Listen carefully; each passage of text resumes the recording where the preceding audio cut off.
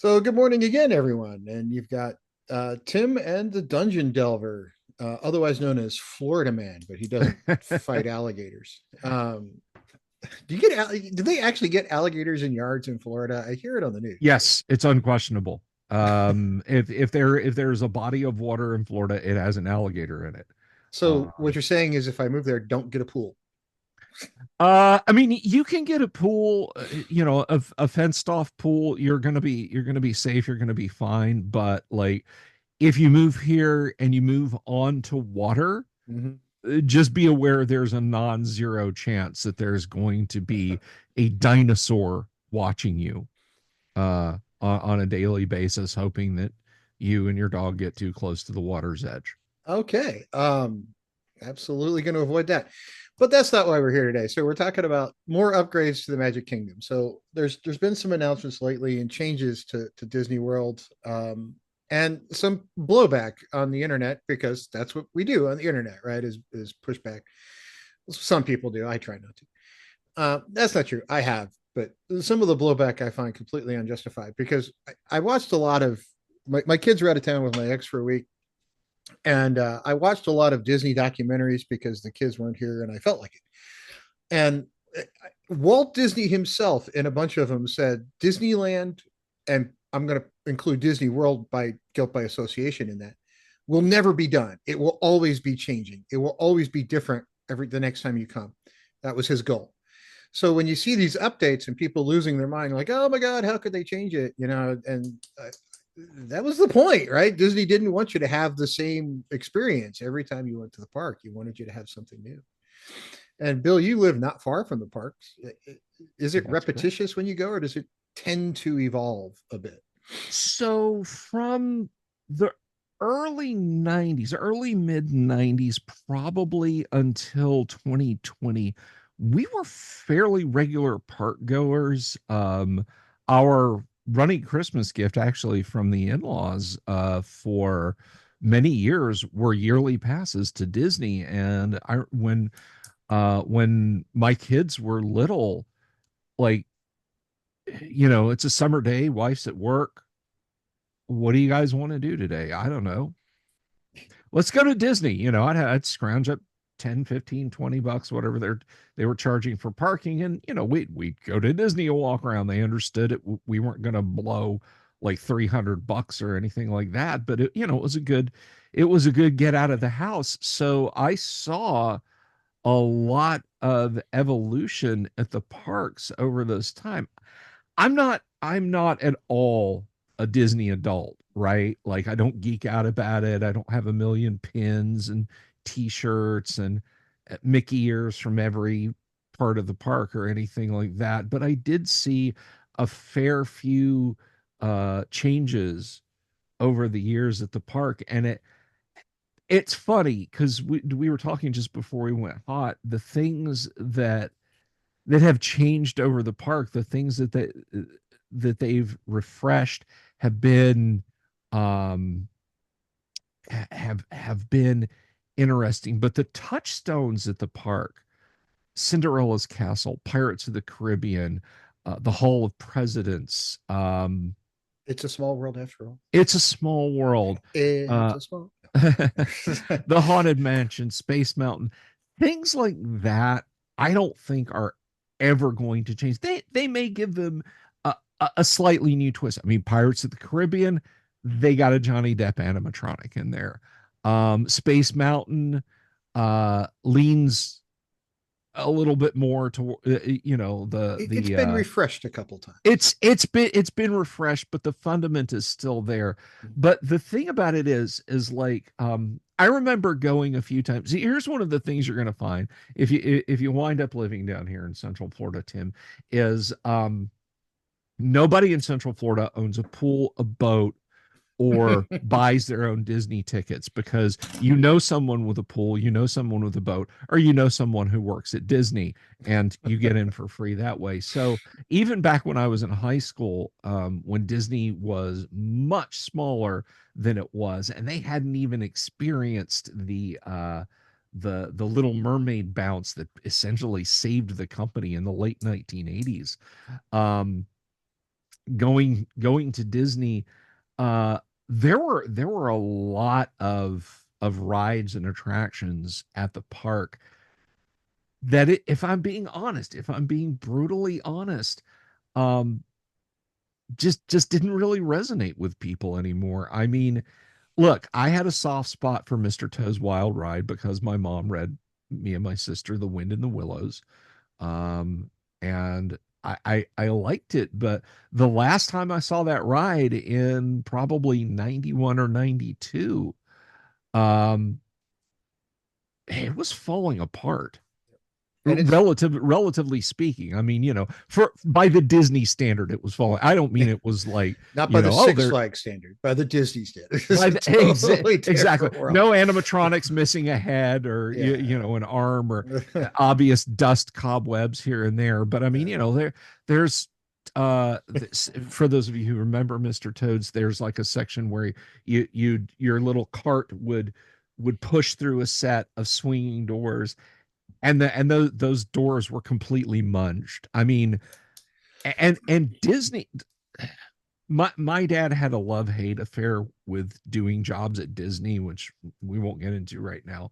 But my dad worked in construction, and Disney would, like, if they had to work on something, if because of heat or water or settling, a section of sidewalk cracked, like seriously cracked and sagged or bulged upwards. Which the thing's built on a swamp. It's gonna happen.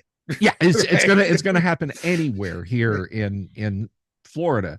Um, they would have a repair team out that would be busted out and filled in with usually with 5,000 concrete, which is in 5 hours it can support 5,000 pounds, and painted in the space of an operating day. Mhm. Like, you could pass that in the morning where there's the little wooden barrier wall up, and a Mickey Mouse painting on it that says we're making our park better. And then on your way out that evening, you wouldn't realize that it had been there because it was already done. So even back then, Disney stayed on top of things, but there were some things that they were just kind of neglecting and letting go. And with all respect, it wasn't it, those aren't touchstones anymore. No. I mean, So things get updated, right? things get updated. And Yeah. that's a great segue into what I wanted to actually talk about here. So there's one being updated now, and I looked it up. This ride is 25 years old now, or something like that. It was came out a long time back. Buzz Lightyear's Space Ranger Spin is going to be closing down for a couple of months while they do some updates to it. The ride's not going away; they're just updating it. But I was like, I've ridden this with my kids a couple times. This thing is a lot of fun, and if you haven't It been to is. the concept of the ride is you go through a Buzz Lightyear themed area in a cart with a laser gun, and you shoot things that Buzz might shoot, and it actually tracks your score, and you get sort of a result at the end of who won or lost, and of course my kids always beat me. Um, but they're updating it. But I started like, why would you close this ride? This is awesome. And then I was like, oh, they're updating it. And I went and looked it up. The thing is like 25, 26 years old now. It came out a Which long blows time my ago. mind because I think of it as a new ride. It is kind of by Disney standards, but it's been out there a while, right? So Yeah. what they're doing is they're updating the graphics. They're making the little laser guns a little bit better. They're updating some lighting. They're adding a whole new scene. Mm-hmm. They're refreshing it. They're making it better. And that's one of the things I think about Disney that is really good is that they'll do stuff like this. They'll take a ride that is a favorite and go, you know what? Not good enough. It's been that way for too long. Let's update it. Let's make it better. And it started me kind of thinking about the way Disney would talk about his parks and even his movies. Because if you go back to like 1940 or something, and it baffles my mind that Fantasia is 85 years old. Yeah.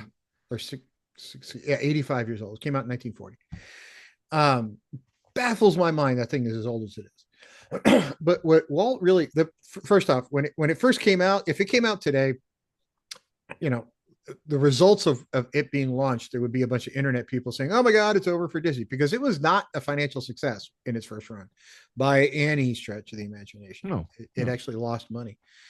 And Disney was like, "Well, we couldn't get to the European markets, World War II, and nobody in Europe was going to see a movie, and you certainly weren't taking a No. American movie over because they had other problems. So, was it a financial success? No. Today, we jump on a bandwagon and scream and yell about it forever and say that's the end of Disney for whatever reason. But his goal for that movie wasn't so that you just take it everywhere and watch it once and see it. He actually wanted that movie to continue to evolve, to add new scenes, to add new music, to have it be a Yeah. different movie every couple of months so that it would just kind of run forever. And it was an interesting idea. They never quite got there with it, but it partially because his brother, who, if you're not familiar with the early Disney company, Walt was the creative genius, and his brother Roy was the guy who figured out how to pay for everything the creative genius wanted to do. And I think on occasion his brother was like, "Time out, dude. No, it's like we have to actually, there's this little thing called money. You have to pay people once in a Yeah. while, and you can't just continuously throw money at something." But Fantasia, last 85 years in, I still watch it on occasion with my kids. Um, because it's that good. And then they tried a 2000 version of it, and I think it did okay. It wasn't the best movie ever, but it wasn't their worst by any stretch. Yeah. But they do these things, and back to the parks. One of the things, and I had never been to the parks as a kid. The first time I went was in 2016 with my kids when they were really little. Hmm. Um, and the one thing that impressed me is the only other amusement park I'd been to in my life were like Six Flags oriented things. Okay. And they're dirty, stuff's broken down, they're not friendly places. And one of the things that got me about Disney, and it was when I was there the first time, we took my kids to one of the water parks. Okay. Because Disney, if you don't know it, at the thing in Florida has two water parks, Yes. I think. Typhoon Lagoon Uh-huh. is one of them. They have Blizzard Beach. Blizzard Beach. I think it was Yeah. at Blizzard Beach actually, because it was the one with the wave pool. But my daughter was all of 4, give or take. So she was walking along on concrete, and I'm trying to catch up with her, and she was like, "Oh my God, it's so hot, it's so hot!" And this guy that worked there, they put such an emphasis on customer service. This guy that worked there goes, "Oh, are your feet hot?" He pulls out his water bottle and like sprays her feet down with water, so she's not. I was like, that level of customer service you don't find anywhere. They are so focused on customer experience in these parks Yeah. that I believe that's why they continuously update. They don't want me to come back, having been there a number of times, and say, it's exactly the same as I saw it last time. And it was kind of interesting to me. I went in 2016, I went in 2018, California in 2020, and then I went in 2022. It was the last time I was at the one in Florida. And every time I'm there, it is different. I've stayed at Florida. I stayed at twice. I stayed at the Contemporary, which is a cool hotel, by the way. It's Yeah. monorail runs through the lobby. It's just awesome. Yeah. And I stayed at the Grand Floridian for Christmas one year, which is, if you have not seen the Grand Floridian at Christmas, oh mother of God. It's we've stayed there around Christmas time before, and it is it's lovely. They do it right. There's They do it a right. 20-foot tall gingerbread house in the lobby that has people working at it selling gingerbread cookies. Depending, it depends. I've when we used to go annually at Christmas, and they had gingerbread sculptures, but it would change year to year. Like they had a working gingerbread Ferris wheel once. They, castles and villages and all that sort of thing. Of course, I have a vague recollection that one year there was a gingerbread village with a water feature, but don't quote me on that. It's But been a minute or two, but it's yeah. incredible. And the thing at it is, I've never seen an amusement park that redresses things completely for different holidays, right? Like Six Flags will do like a Fright Fest thing, where part of the park will have some spooky Right. stuff in it. Disney doesn't do that. for Christmas, they changed that park like front to back. It's insane to me the level they Yep. go through. So when you see these, the point is, and the reason I wanted to talk to you being, the Florida guy who's been there a lot more than I have, is I don't think Disney changing things is new, right? No, it's it's not. What people think of when they say, "Oh, but Disney was like this for so long." There, I think that's mostly from Gen Xers, um, who maybe are viewing things through rose-colored glasses because that, oh, this didn't change. This stayed for years and years, and this didn't change. It stayed for years and years and didn't change because the company was on their financial back foot. yeah. The people don't realize this. They're not looking in the rear view mirror, and they're not realizing that Disney in the 1970s and the 1980s was a B tier amusement park. We talked about this the last Disney video we did about, young Bill going to Disney for his first trip, I think in 78, maybe 77. So the park at this point, the Florida park, has only been open for 7 or 8 years. And like, I went to the men's room, and in the stall was covered with graffiti. I mean, that's Which you that don't is see that now. I mean, no, no, no, no, no, no, no. You write an F bomb on a stall and it's gone in 30 minutes. So somebody has come and somebody cleaned on it up. Twitter asked me, it's like, well, when they started selling alcohol at the parks, I'm like, that was it for me because you'll see drunk people. I'm like, that's not true at all. I've been to the parks a number of times and they will cut people off like that if they think They somebody's drinking too much. they absolutely will. Now, there have been this is a completely different discussion than updated Buzz Lightyear, but yeah, there have been some incidents with that, but that's people bring. It's like, oh, can I look in your bag, sir? Sure. You've got a Dasani bottle this big and it's full of clear liquid. It's Bombay gin, and it's yeah. like you're buying apple juice at all the things and getting hammered, and then you get belligerent because a Disney park employee tells you no, that's not really Disney's quote unquote fault. But I mean, Epcot day one, when I was in college, we used to go drinking around the world. It's my buddy Phil or somebody else like that would. By the way, Epcot had the best fish and chips I've had in this country. um Well, we're gonna redress that when you visit me here in Central Florida. There's a couple of Irish expat pubs around here I need to take you to. But anyway, yeah, no, we'd roll up on Epcot at, you know 11 o'clock in the morning and not leave until 6 o'clock in a cab, Very important. or with a designated driver after having hit every station. With that said, I never saw anybody rolling drunk, like passed out face down in their own vomit or anything like that. But yeah, I mean, Disney didn't start going downhill when they started serving alcohol. No. Disney's been serving alcohol since, uh, I think, and don't quote me, maybe somebody a little older than me could in the comments below address this, but you could get wine at the restaurant, like grown-ups could get a glass of wine at this restaurant in Cinderella's castle. Yeah, and that's the other thing I find. So on the subject of change, right? Right. One of the things that I love about the parks is that things will change, but the Cinderella Castle, man, that thing is never going anywhere. They may dress it up like Elsa's castle for Christmas time, but Right. man, that thing's not leaving, right? No, no, no, no, no. And I actually took my kids after I got divorced. I took my kids to Disney for vacation, and we had dinner at the steakhouse in Cinderella's castle. Mhm. Do not ask how much that cost. It was I won't. I won't. Here's a here, amazing. The thing that cracked me up was my older son by that point was 13, and he looked at Cinderella a lot differently than when he was 8. So Very much so. he Very was much like, so.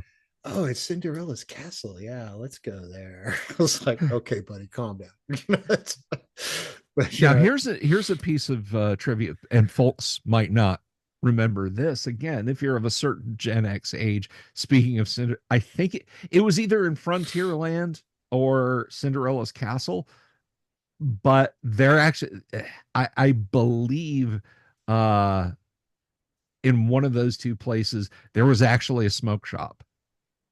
oh, I believe it because Pipes, tobacco, it, cigars, it, cigarettes for if you sale in the park. if you watch all the old videos or all the documentaries about the Imagineers, or on Disney Plus, or even some of them that are over on even there was a PBS documentary on the American Dreams series, I think, Hmm. that went along with the Ken Gabler or the Neil Gabler biography about the early days, where it's like, yeah, we'd all get together. It's like, okay, well, we're working on the park and everybody's not getting along. So as the manager, I'd go in, I'd take everybody out to lunch. We'd have a couple of beers. It's just like, you know, Walt himself at the end of the day had a nurse who would come check on him because he had injuries and whatnot. And her version of helping him would be like, bring him a Scotch mist, right? So the Right, company is right. not alcohol free. It hasn't been since like before the parks were the parks, right? No. I mean, it's just not. And some of the stories in the documentaries about how they got the teams to work correctly. So if you work for a big company now, and I have worked for big companies now, I have not worked for Disney, although I would, if anybody's watching, give me a call. I'd be happy. It the But I've worked for very large companies, like $70 billion companies, $80 billion companies. I've worked for small companies, and one of the things you find at large ones you don't find at small ones is mandatory fun. It's like, oh, we have this optional fun event. It's not really optional. You have to go to that, right? It's Yeah, but they're different now than they were even 20 years ago when I first started working around that scene. Because 20 years ago, you'd have, oh, hey, we've got a bar over there. Here's a couple of drink tickets. Go get some drinks. Now it's like, okay, we have a $20 limit and you can order anything you want, but the hamburger's $18, right? So the mandatory fund now is a lot different than it was. And I think that's how they did team building then. And I think that transferred over to the parks because um, Disney, don't worry, I actually have a point to this. Disney himself, when he started the parks, his concept was he would take his kids to amusement parks, the ones that ran around at the time that were all independently run and all kind of shady, and not family friendly. And he'd sit there on a bench while his kids were riding things, and he's like, there should be a park where the kids and the adults can have fun together, right? And that wasn't really amusement parks at the time, and honestly, it's not amusement parks now outside of Disney. Like, so we live close to a Six Flags, and I'll take my kids there, and it's like they run around and do whatever, and I'm like, all right, I'll be over here eating nachos, reading a book. Um, but Disney, it's very different. The sort of the layout is different. Adults can have fun, and I think people get down on Disney adults, but I will tell you that I've only ever been there with my kids, but I've taken a lot of vacations in my life, and the only ones where I've ever just walked in and completely forgotten about the outside world were at Disney. Um, I would sit there for a week and be like, "Oh my God, is it over already?" Whereas the other ones, I'm like, "It's 4 o'clock. Let me see if work needs anything." It's not the same vacation. And I think the reason I keep going back to them, even with my kids, is that they do that change, right? They do these updates, they do these refreshes, and I think it's awesome that they do them. I hope they keep it up kind of forever. Because someday, even though my kids are only teenagers, it better not be anytime soon. I'd love to take my grandkids to the parks and be like, "Oh, hey, here's whatever." Right on. So I think these changes, while people may scream and yell about them, I think you're right. I think it's because people look at it with rose-colored glasses and be like, "Oh my God, when I was there 30 years ago, that was so much fun, and I don't want it to change." That was Yeah. 30 years ago, right? It's So I gotta bring this up, Tim, because you first went to the park in 2016. right. In case anyone watching your videos who maybe they're not familiar with me, in case you don't know, or you couldn't tell by looking around, my jam is tabletop role playing games. No I way. know, right? It's such a shock. I'm sure everybody thought that I was into woodworking or scrimshaw, but no. So this is a couple of fun touchstones, and I I imagined the first one, but then I actually had someone confirm it for me. So Disney, from its inception, Disney World had an outdoor shopping mall ancillary to the park. You don't have to pay to get into it. Nowadays, it is massive. It is Oh, it's it huge. Yeah. must be like the size of Disney World when it very first opened. It's It's big. it, I call it Downtown Disney, but now it's called something else. Disney Uh, Springs, I think, or something like yeah, that. Disney Springs, but it was Disney Village when it first opened, and it was fairly low key. It was it had a couple of restaurants. The Empress Lily was a restaurant built into a riverboat shaped platform. It's not an actual boat; it won't go anywhere. But the important thing is they had the Village Toy Shop, and back in the 70s and early 80s, the Village Toy Shop was not laser focused entirely 100% on Disney products. They sold what was popular. It was a toy store. So It's got a Lego shop there now. they do have a Lego shop there now. But the Village Toy Shop in the early 80s, you could absolutely positively walk in and purchase basic Dungeons and Dragons. Score. I remember seeing the sets there, and it was always one of those, did I really see this or did I imagine it? And I posted up, gosh, it's been a long while, but I posted up on Facebook. I said, hey, does anybody remember seeing basic Dungeons and Dragons for sale? I even reached out to XTSR employees. Hey, did you guys ever do any business? But of course, there's a point at which a toy distribution company is going to say, we want 500K slots of X, and you don't know where they're going to sell it to. Yeah. So And you don't nobody care could, really. yeah, nobody could confirm.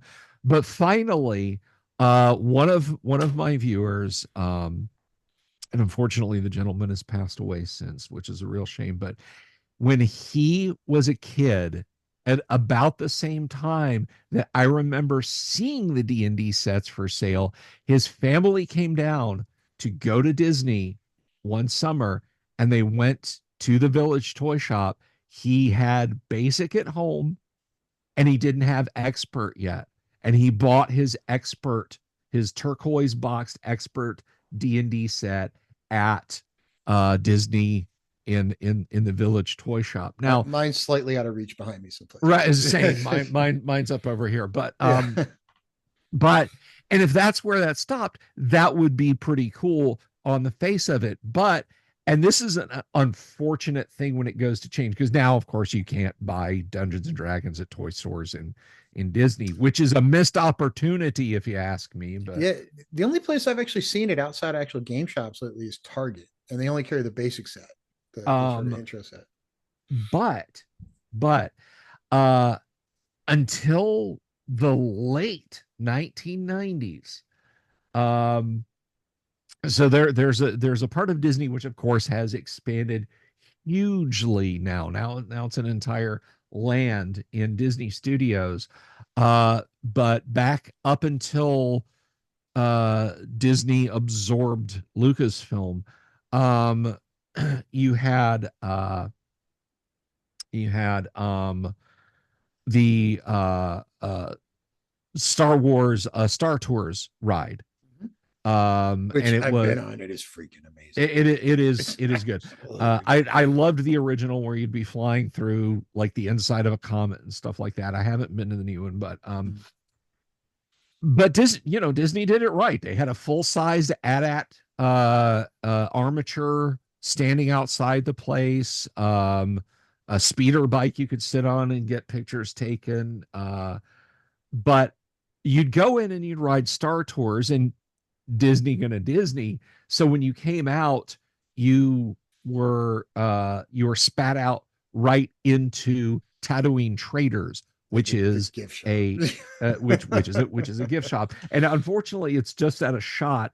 But I actually have helmet. It's a Don Post mask, My but it's Luke's X-wing fighter my pilot my helmet. son has one you can wear that actually still Yeah, fits yeah, him. it's the So same thing. um, and But I will admit the last time I was there, I came home between all the trips to Florida. I now have six lightsabers that are actually like you can movie stop anytime replica, you whatever. want, right?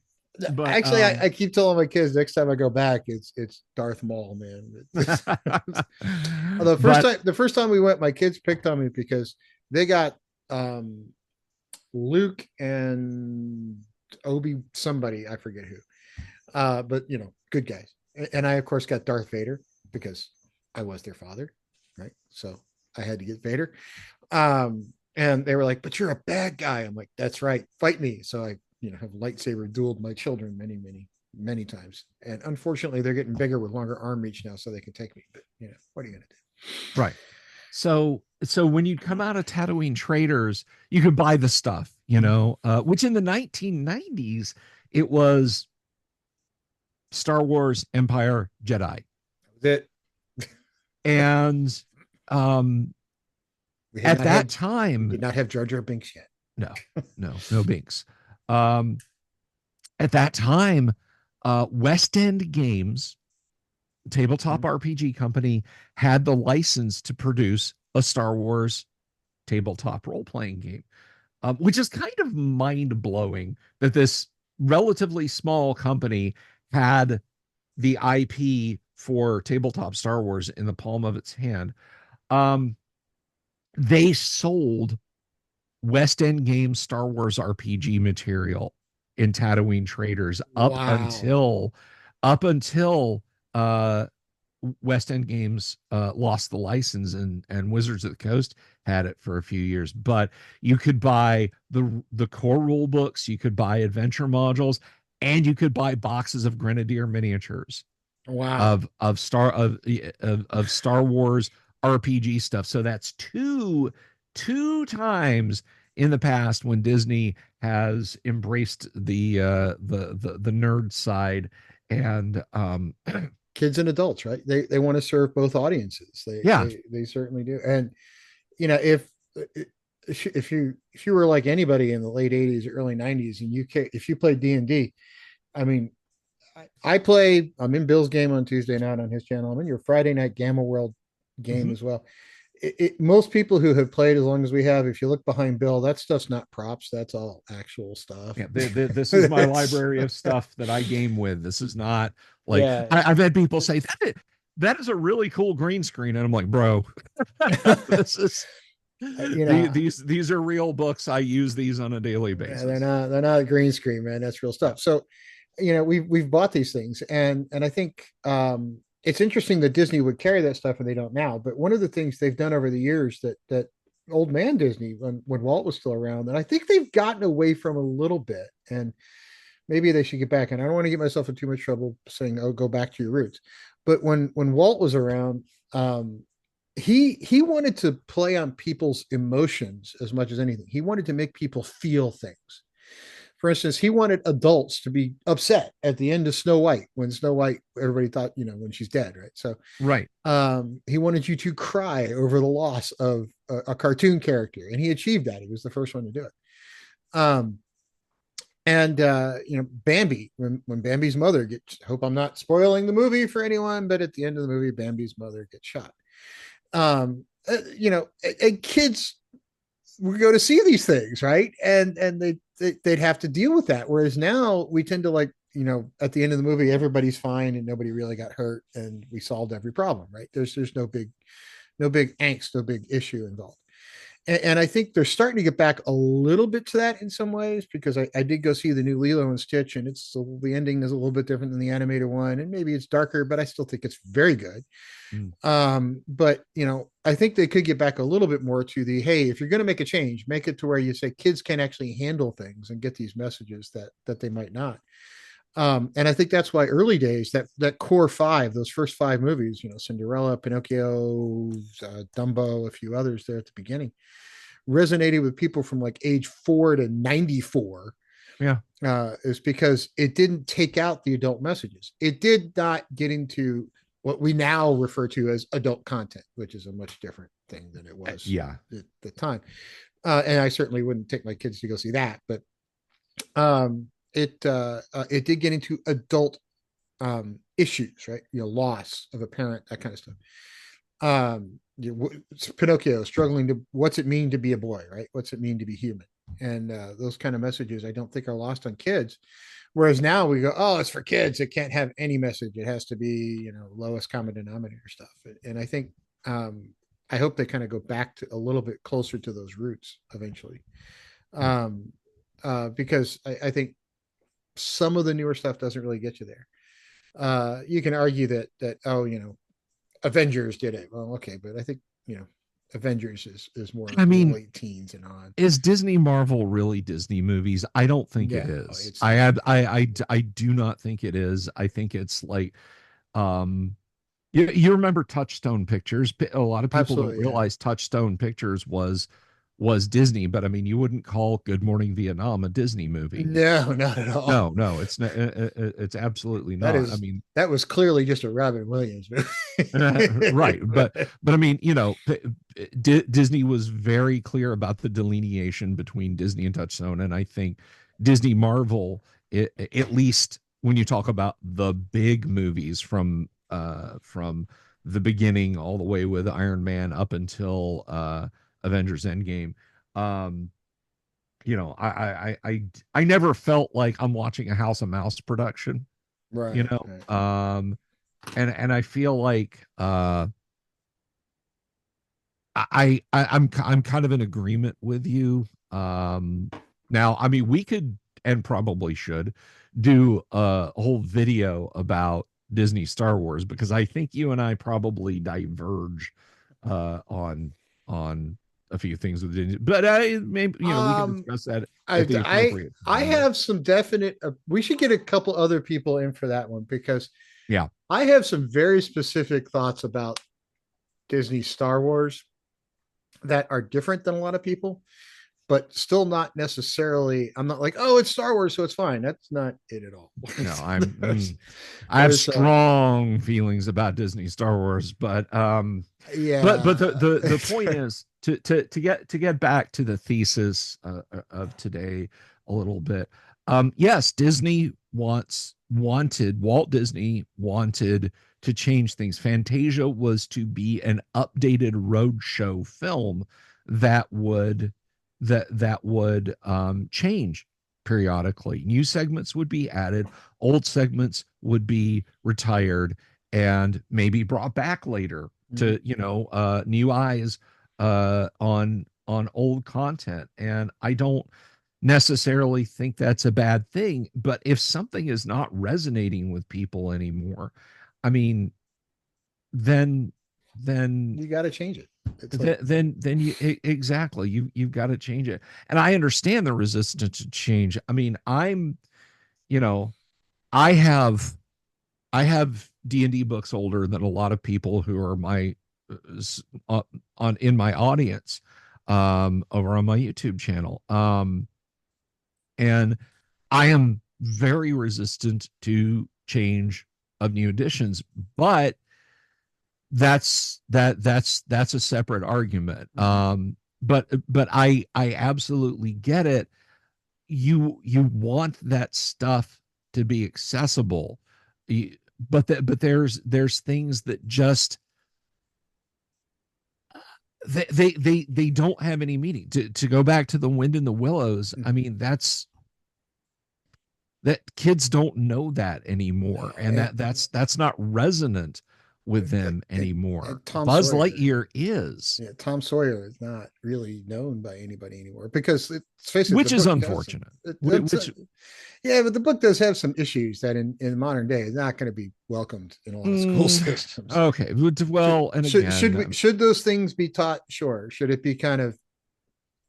I've read Tom Sawyer. I know the story very well, but is it going to be something that's looked at the same way Gen X looked at it, or is it going to be looked at a whole lot differently today than it was 40 years ago?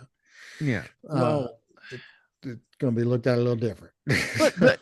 but and again, there's stuff that just, it's like, Oh, okay. What is this to me? I mean, I am sure all of us of Gen X, the same ones who are decrying, oh, don't change this in the parks, don't change that. Remember getting taken to exceptionally boring places by Just our parents who said, no, no, this was important to me when I was a kid. I mean, when I was 9, 10 years old, I really was not going to sit down and watch a Buck Rogers serial made in the 1940s, something that yeah, my I wasn't my gonna. dad might have enjoyed. But It just my the one my dad used to do was he was a very avid stamp collector. So mm, he would sit down occasionally on Saturdays, and I always wanted to spend time with Dad, and he was messing with the stamp collection. So he would sit there and talk to me about the beauty of stamps over the years for hours on end, and I'm like, can we do anything else? yeah, You know, yeah, but I get it. So I think we agree that change at the parks is going to happen, and it's going to be good. yeah. And one thing I can tell you from just the limited exposure I've had to the parks from 2016 to today, never count the Imagineers out. Right when you say, "Oh my Yeah. God, they're going to make the park worse," Disney's got some really creative people, and they don't do spend this kind of money on whimsy, right? It's not like, oh, let's shut it down and see what happens, right? Yeah. And I mean, Disney's Imagineers. You give Disney's Imagineers enough breathing room and enough budget and say, okay, guys, go a little bit crazy, and you're going to get some amazing So stuff. I You're was you're you're going to get Space Mountain. I, You're going I to get the Hollywood movie ride. You're going to get Star Tours. I was watching one on a documentary on Disney Plus about the Imagineers on the Tower of Terror, Mm, and the guy that designed it was like, "Okay, I have this idea for a ride," and he pitched it, and they're like, and everybody goes, "Great, let's do that." And he's like, "Well, what's it going to take to happen?" He's like, "A lot of money." And they're like, yeah. "What?" So like, we can do it. It's just going to take a lot of money. And if you haven't seen the Tower of Terror, it's one of my favorite rides of the park. Yeah. And they've changed it in California to be a Guardians of the Galaxy theme. I have not been on that one. I have been on the one in Florida. And the only cobwebs you'll find in the park, by the way, are in the Tower of Terror, and they're there on purpose, and they're very Yes. carefully curated. But the Tower of Terror ride takes an elevator car and puts a bunch of people in it and drives it around through a building and then hooks it up to be an elevator car that drops you like a rock. Yes. And what's humorous about it is to get people to float out of their chairs, they realize they can't just use gravity. They actually have to pull the cart down. So it actually drops you faster than gravity will drop you when you're doing Yeah. the free fall. Yeah. Um, but the Imagineer, when I saw the documentary on him, the Imagineer was like, they told us to move ahead, and then we're like, okay, how are we gonna make that happen? Back So, and that was on the back of the Little Mermaid. yeah, it was That was, I mean, somebody just turned on the like cash taps, and throw I money at it. It's like so I so would have here loved to have been on that call though when they called the elevator company and asked for elevator cars, and they're like, "How are you going to use them?" Because different elevator cars are different uses. We're going to drive it around and then drop it faster than gravity. The elevator company was like, "What?" here's a fun Excuse thing you me. can try on Tower of Terror, and I don't know if they've changed the acceleration. Hold a penny in your hand. It's a little copper coin about 3/4 of an inch across, guys, in case you're watching this in the distant future. Hold a penny in your hand when it first drops and look over. It will float. You are pulling negative G's going towards the ground. my You will actually see the penny float up a little bit. my son, both my sons. First time I went to the park, my daughter did not want to get on that ride, and my sons went on it and then came off like, Aaron, you gotta go. So they really wanted to take her on the ride so that she could see it. Right. And she had a blast. Um, she was kind of a little bit freaked out at first, but then towards the end, she was like, okay, that was really fun. But the second time my son was on it, and he would have been, oh gosh, six and a half, maybe. When you get to the certain point, he figured out where the camera was to take your picture, right? Right. And he completely photobombed it. He's got this big cheesy grin on his face like this, right? As the camera goes down. And I'm just like, one of my favorite photos of him, like on the Tower of Terror, like, yeah, this is awesome. like, I'm like, I keep reminding him of that photo. I'm like, anytime he's upset or afraid of something, like, dude, you killed the Tower of Terror when you were less, you weren't even 7, man. So, and one of the, and it's completely off the topic of change, but when you go through Tower of Terror, there's always these ride assistants that help you. And the cast members at Disney are very much not just like Six Flags people where they check your safety harness and move on, right? They're very friendly people, and they have these like little jokes they tell. And I think they all have their own jokes. I don't think anybody writes them for them. But the guy, when we were riding Tower of Terror the first time, um, car goes in the little thing, the elevator doors closed to take you to the whatever wherever you're going to go. And the guy goes, "Okay, everybody ready? Second thoughts? Want to get out? Sorry, too late." Click. Yeah. The door closes. My kids were like, "Wait, what?" Too. Yeah, they let the employees, I think, have a little bit more fun. The cast members, excuse me, the cast member interactions, they let them they let them have a bit of fun. And that's that with like the mocking people in Yeah. the oh, you're all gonna die, bye bye, and slam the doors. They never say die, they never say you're gonna die, but they mock your fear and stuff like that. You will live to regret this. Yes. Um, Yeah. Yeah. the Haunted Mansion was great. The whole I have fun at the whole parks, and I'm glad to see they updated. Back to the whole point of the video was I'm glad to see them kind of keeping up with updates, because if they hadn't updated the parks, and I will leave everybody with this thought, and this is, I hope, drive the point home. If they'd stuck specifically with Disney's original vision, which was what everybody on Twitter seems to think they should do, Star Tours would not exist, because he was dead 30 years before the thing came out. And you're not wrong. So we would not have the Star Tours part where you could ride Rise of the whatever the thing is, the one where the completely forgetting the name of the ride, where you get to go through and pilot the Millennium Falcon, and then there's the other one, the Star Tours thing. Rise of the I'll Rise of remember the it. Empire. Rise of the Emperor, whatever it's Yeah. called. Yeah, Rise of Sith. yeah, the one where you get to go through and there's like, it's crazy. None of that would exist if we stuck just with Disney's original vision. The Hollywood tours, when the Hollywood studios wouldn't exist if it stuck with just his original vision. The Animal Kingdom, which if you haven't been to Animal Kingdom, oh my god, it's amazing.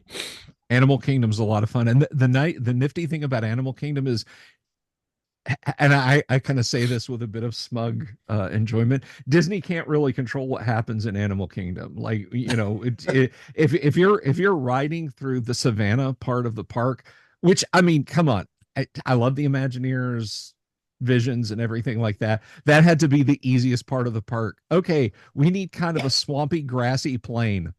It's Done. Florida. Yeah, we built a wall around 5 acres. You're done. But if you're on that ride and, like, Mama Elephant decides she's just gonna walk out and stand there in front of your truck, you're gonna sit there until she's done. So I like, yeah, I like how Animal Kingdom is spontaneous that way. Yeah, I do enjoy it.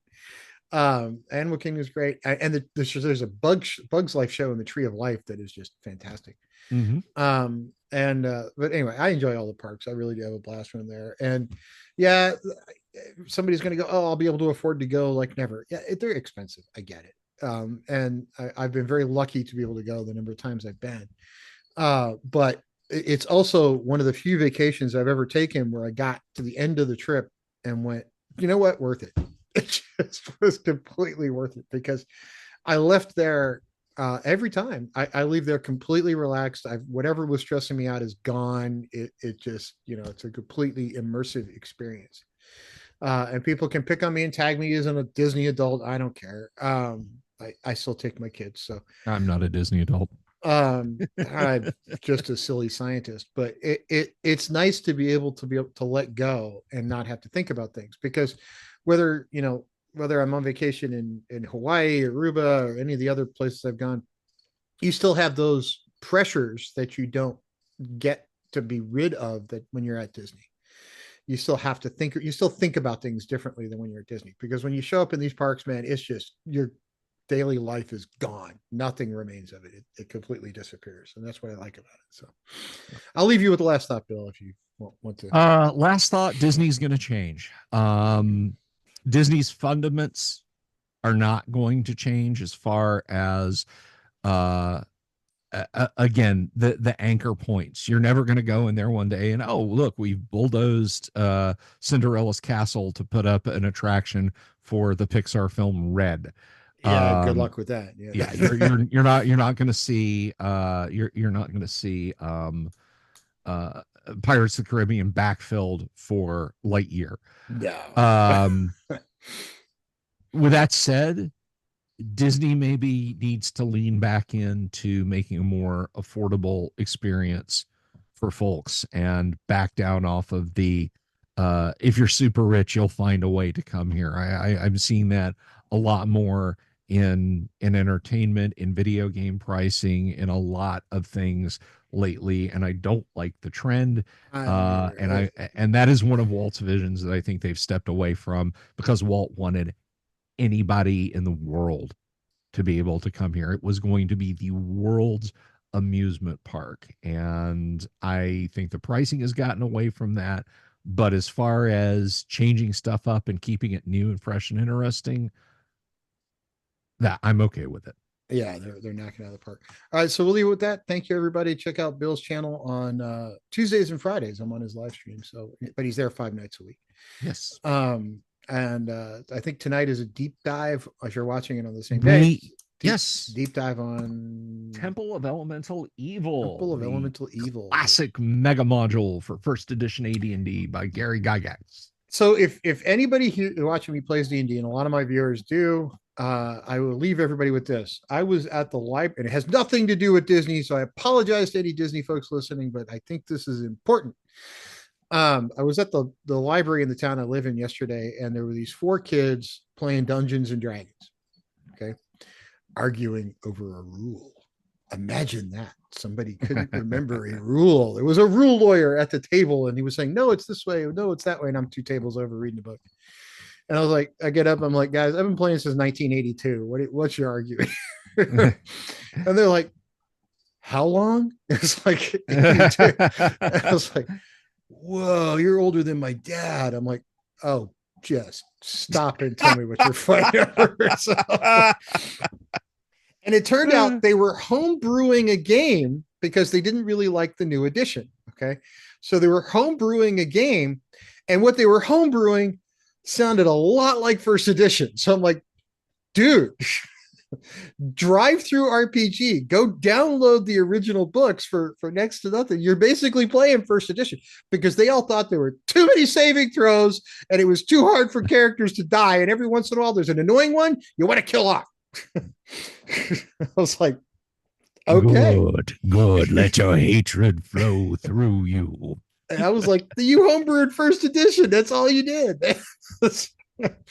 which cracked me up. They were trying to remember how many spells you could regain after how much sleep or something. It was just like, dude, you're playing first edition. That's it. So it which I thought was cool. So they were gonna, like, some of their dads actually played. They were gonna go tell them that they found the Dungeons and Dragons expert. And I'm like, oh, I am not. I know him, but I'm not him. Right? So it could be Bill. I mean, you worked with Gary. Come on. Anyway. All right, everybody. Thank you. Have a good day. We'll talk to everybody soon. Bye-bye.